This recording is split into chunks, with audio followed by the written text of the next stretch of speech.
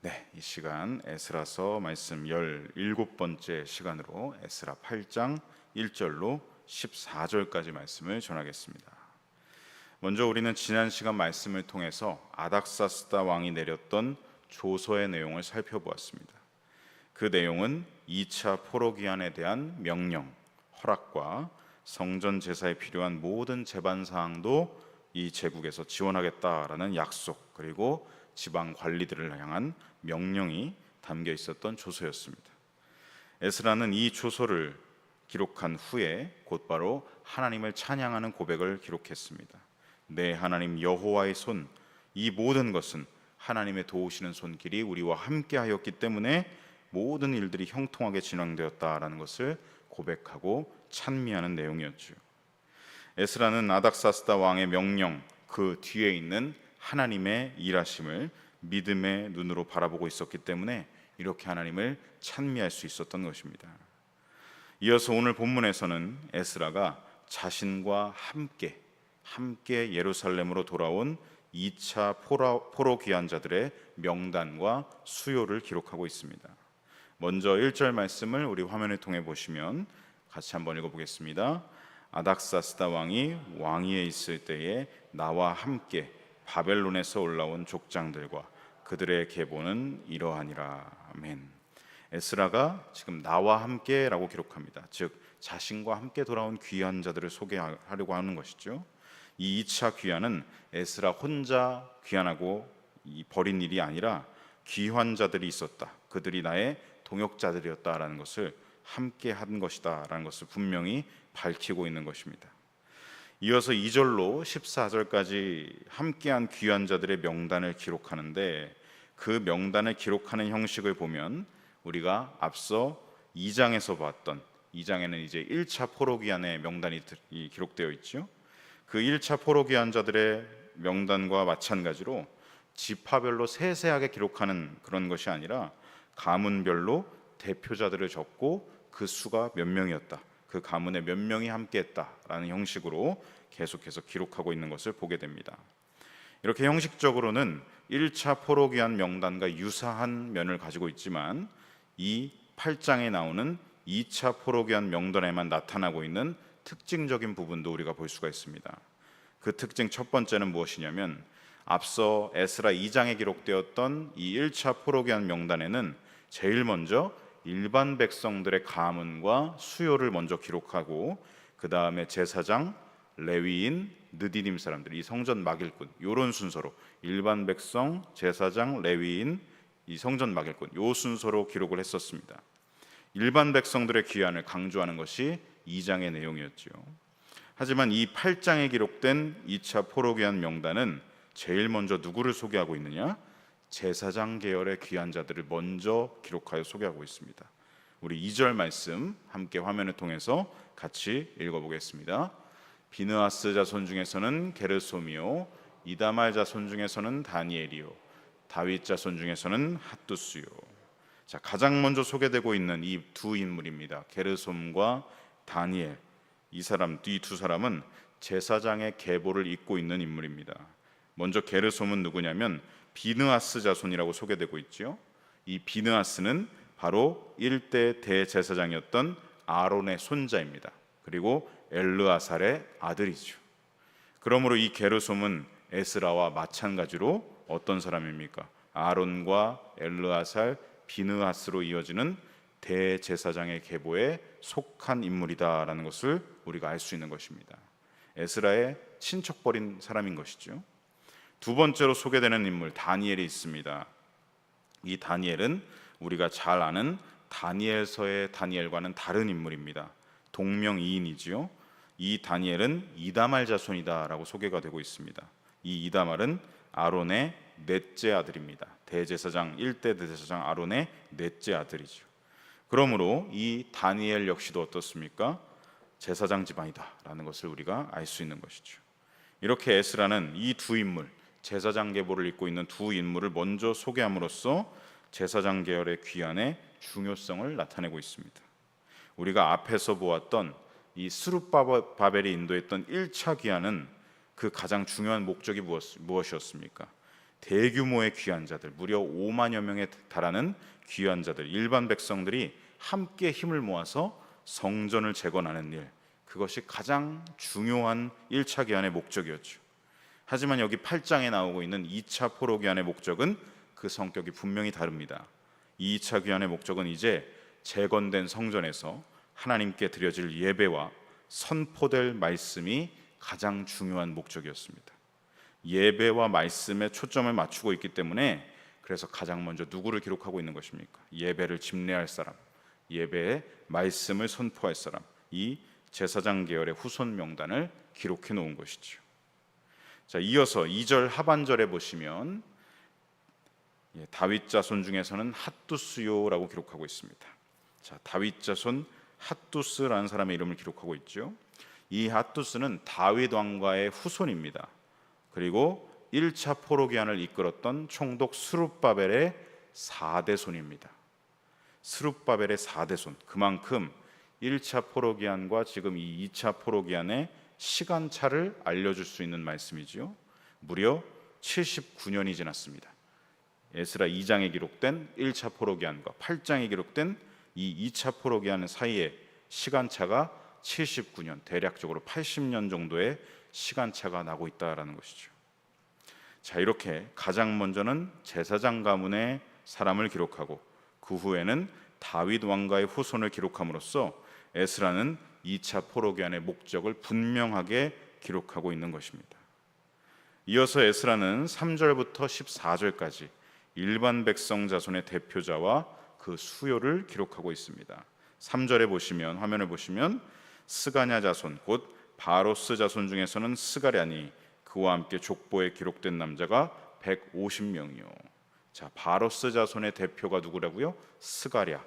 그리고 이 스가랴와 함께 이 남성들, 이 바로스 가문의 150명의 남자들을 기록하고 있습니다. 4절에서도 같은 형식을 띠고 있지요. 바핫 모함 자손 중에서는 스라이아의 아들 엘 여호에넨이 그와 함께 있는 남자가 200명이요. 이렇게 바핫 모압 가문의 대표자 엘 여호에네를 적고 그와 함께 하고 있는 남성들 200명 수요를 기록하고 있습니다. 5절에서도 마찬가지 같은 형식이지요. 스가냐 자손 중 대표자 야하시엘의 아들을 기록하고 있고 그와 함께 하고 있는 가문의 남성들 300명의 수요를 기록하고 있습니다. 이렇게 14절까지 쭉 어떤 자손인지를 소개하고 자손의 대표자를 기록하고 그 자손의 이 남성들의 수가 몇 명인지를 기록하는 형식이 14절까지 쭉 이어지고 있습니다. 중요한 것은 3절에 나오고 있는 바로스 자손부터 14절에 나오고 있는 비급의 자손까지 여러분 그 숫자를 세어보시면요, 정확하게 12가문이라는 것을 우리가 알 수 있습니다. 12자손이라는 것이죠. 이것이 무엇을 상징하는 것이겠습니까? 이스라엘의 12지파를 상징하는 것입니다. 그래서 보면 이 2차 포로 귀환은 물론 소규모이긴 하지만 마치 제2의 출애굽 사건을 보는 것 같은 작은 출애굽 사건, 마치 출애굽 2.0 사건이다라고 우리가 볼 수 있는 것입니다. 이렇게만 보면 굉장히 긍정적인 귀환 같아 보입니다. 그런데 이 2차 포로 귀환에 대한 엇갈리는 평가도 있습니다. 바로 귀환자들의 수가 너무나 적다라는 것이죠. 80년 전 1차 포로 귀환 당시 예루살렘으로 돌아왔던 백성들의 수는 5만여 명에 육박했습니다. 그런데 오늘 본문에 기록된 이 2차 포로 귀환 백성들의 수를 다 합해보면 남성들의 수만 이렇게 기록해놨죠. 그 수만 합해보면 1511명입니다. 여기다가 이제 다음 시간에 볼 15절로 20절까지 말씀에 기록된 레위인들 262명을 합쳐보아도 총 1773명에 불과합니다.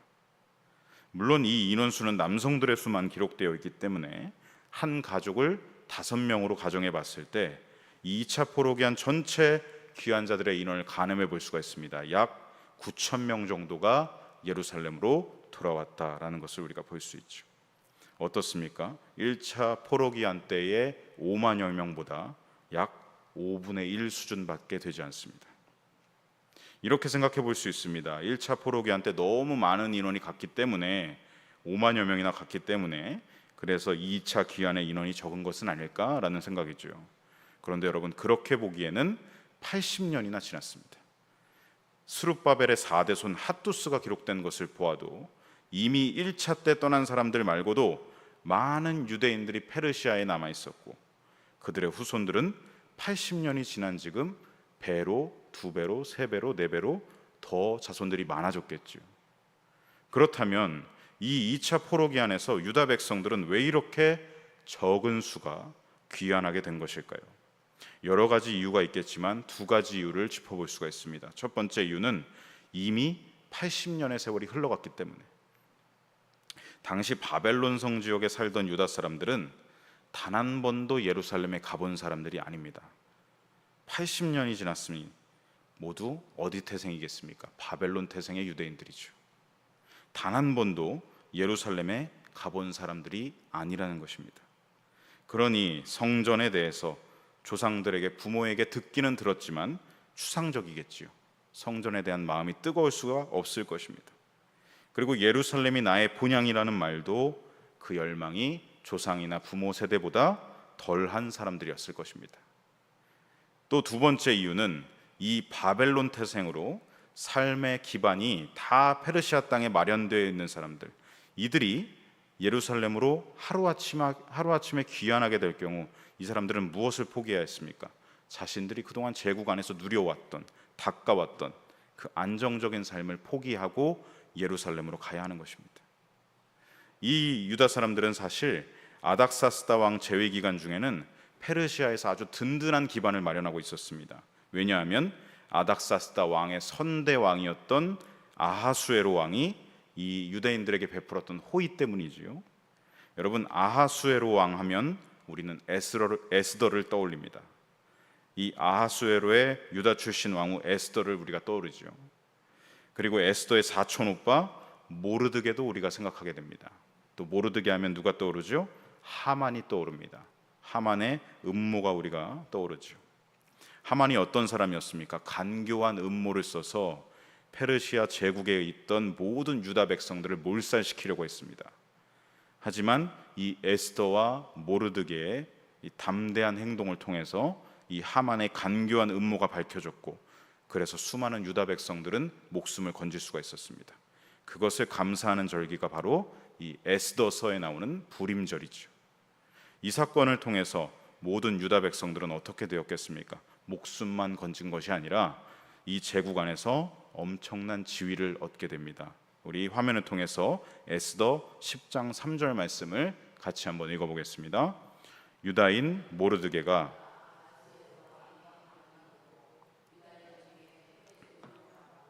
그의 허다한 형제에게 사랑을 받고 그의 백성의 이익을 도모하며 그의 모든 종족을 안위하였더라. 자, 보시면 모르드게가 이제 어떻게 됩니까? 제국의 2인자가 되었죠. 자, 모르드게만 이렇게 지위를 얻은 것이 아니라 이제 그만큼 유다 백성들도 제국 안에서 많은 이익을 얻게 되었고, 제국의 보호와 안위를 받는 그런 위치가 되었습니다. 이러한 이익과 지위를 기반으로 그 후대 왕이었던 아닥사스다 제위 시절에도 유다 백성들은 어떠했겠습니까? 상당수가 아주 막대한 부와 명예를 누리면서 안정적인 삶을 살아갔을 것이다. 우리가 추정할 수 있는 것이죠. 이처럼 안정적 기반을 잡고 있던 백성들이 하루아침에 제국 안에서 누리는 모든 것들을 포기하고 뒤로하고 예루살렘으로 돌아간다. 여러분, 말처럼 쉬운 일이 아니었겠죠. 너무나 큰 희생과 결단이 필요했을 것입니다. 실제로 아닥사스다 왕이 내렸던 조서를 우리가 지난번에 보았지만 그 조서는 어떠했습니까? 강제성이 없었습니다. 전부 다 예루살렘으로 돌아가라, 귀환하라, 그런 내용은 없었죠. 이런 내용이 있었습니다. 예루살렘으로 올라갈 뜻이 있는 자는 누구든지 에스라 너와 함께 돌아가도 된다. 자원하는 자들을 데리고 가라라는 내용이었죠. 강제성이 없었습니다. 그러니 예루살렘에 돌아가지 않고 제국에 남는 백성들이 많아질 수밖에 없었겠죠. 그러므로 여러분, 상대적으로 보면 이 에스라와 함께 돌아온 1773명, 이 이 사람들은 어떤 사람들이라 우리가 볼 수가 있겠습니까? 제국에서 마련해온 모든 기반을 뒤로하는 사람들, 조상과 부모에게 우리의 본향이라는 이야기는 들었지만 단 한 번도 가보지 않은 그 땅, 낯선 땅 예루살렘을 향해서 희생을, 포기를 감수하면서, 고난을 감수하면서 자원하여 가겠다라는 사람들이 바로 이 인원들인 것이죠.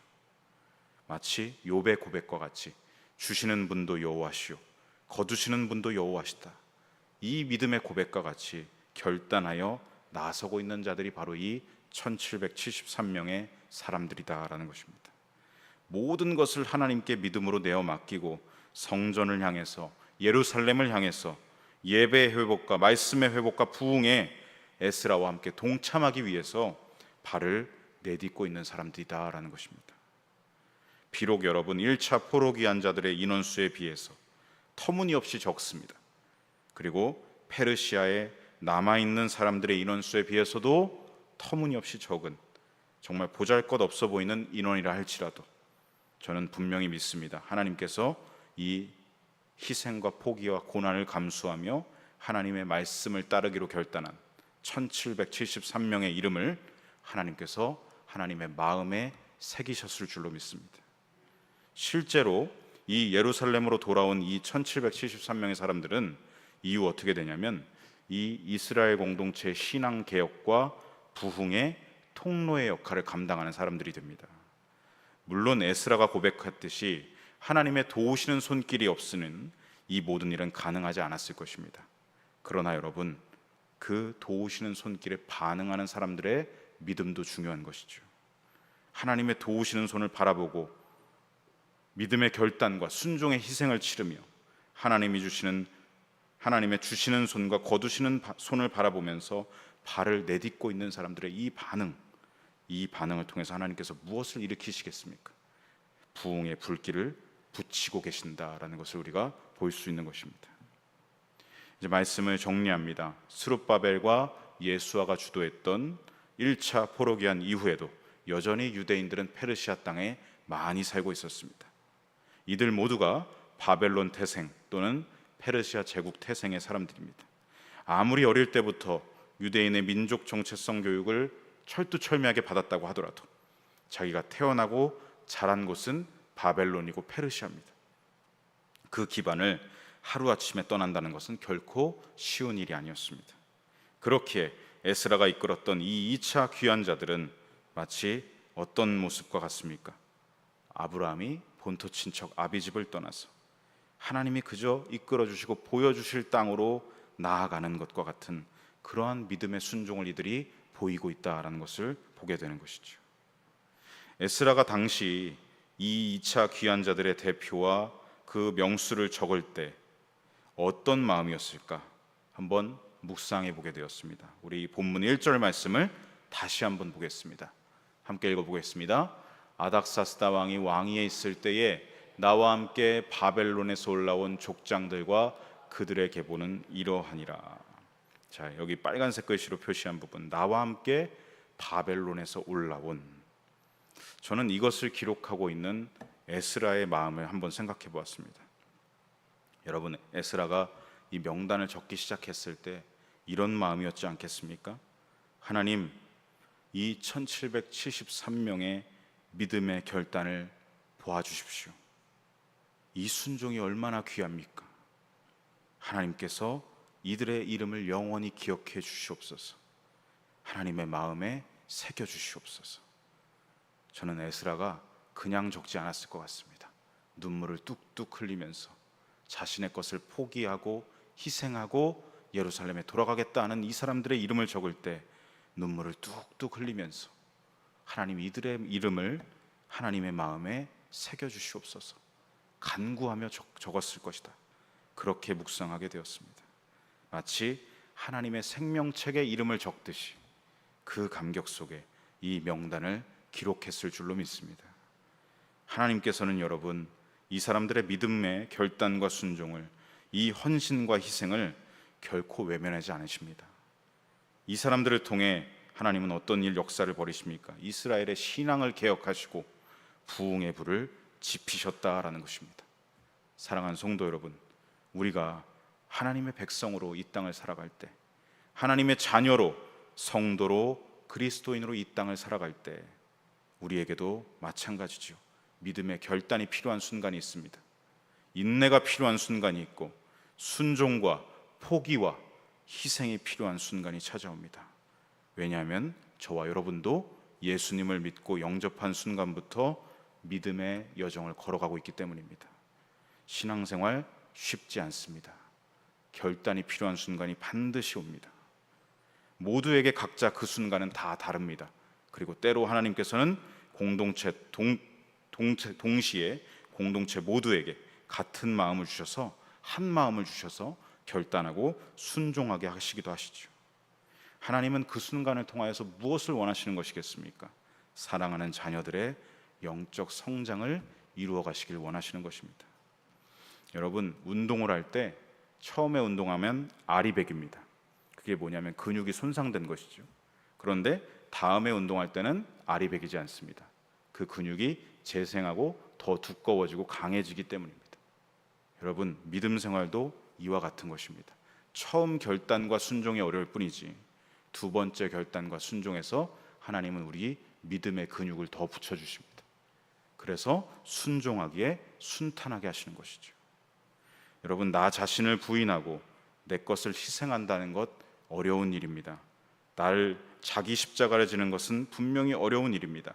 그 순간만큼은 고통스럽고 누구도 감당하지 하고 싶지 않아 합니다.